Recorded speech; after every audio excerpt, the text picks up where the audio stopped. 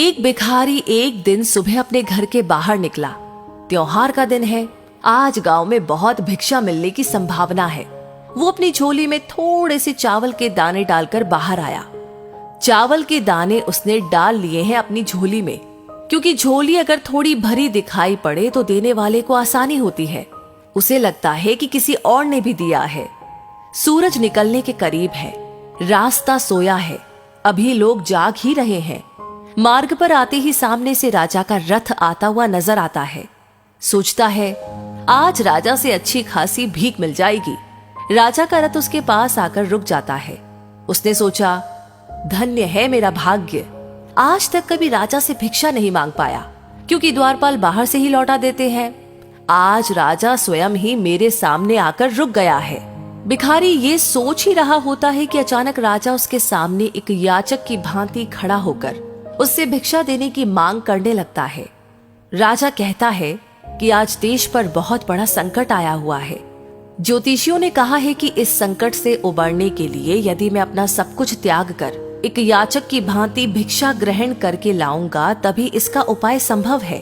तुम आज मुझे पहले आदमी मिले हो, इसलिए मैं तुमसे भिक्षा मांग रहा हूँ। यदि तुमने मना कर दिया तो देश का संकट टल नहीं पाएगा, इसलिए तुम मुझे भिक्षा में कुछ भी दे दो। अब भिखारी तो सारा जीवन मांगता ही आया था, कभी देने के लिए उसका हाथ उठा ही नहीं था। वो सोच में पड़ गया कि ये आज कैसा समय आ गया है। एक भिखारी से भिक्षा मांगी जा रही है और मना भी नहीं कर सकता। बड़ी मुश्किल से एक चावल का दाना निकालकर उसने राजा को दिया। राजा वही एक चावल का दाना लेकर खुश होकर आगे भिक्षा लेने चला गया। सबने उस राजा को बढ़ चढ़कर भिक्षा दी, परंतु भिखारी को चावल के दाने के जाने का भी गम सताने लगा। जैसे तैसे शाम हुई और वो घर आया। भिखारी की पत्नी ने भिखारी की झोली पलटी तो उसमें उसे भीख के अंदर एक सोने का चावल का दाना भी नजर आया। भिखारी की पत्नी ने उसे जब उस सोने के दाने के बारे में बताया तो वो भिखारी छाती पीट पीट कर रोने लगा। जब उसकी पत्नी ने रोने का कारण पूछा तो उसने सारी बात उसे बताई। उसकी पत्नी ने कहा, तुम्हें पता नहीं कि जो दान हम देते हैं वही हमारे लिए स्वर्ण है। जो हम इकट्ठा कर लेते हैं वो सदा के लिए मिट्टी का हो जाता है। उस दिन से उस भिखारी ने भिक्षा मांगनी छोड़ दी और मेहनत करके अपना तथा परिवार का भरण पोषण करने लगा। जिसने सदा दूसरों के आगे हाथ फैलाकर भीख मांगी थी, अब खुले हाथ से दान पुण्य करने लगा।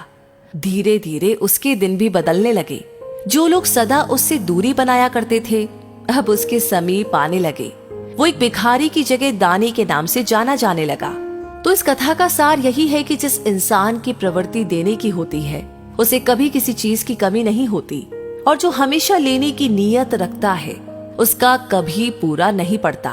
और अगर ये वीडियो आपको अच्छी लगी हो तो इसे शेयर जरूर करें, और वीडियो से आपको क्या सीख मिली हमें जरूर से बताएं कमेंट बॉक्स में लिखकर। और ऐसी ही कहानियां हमेशा सुनते रहने के लिए हमारे पेज को फॉलो करना न भूलें। धन्यवाद।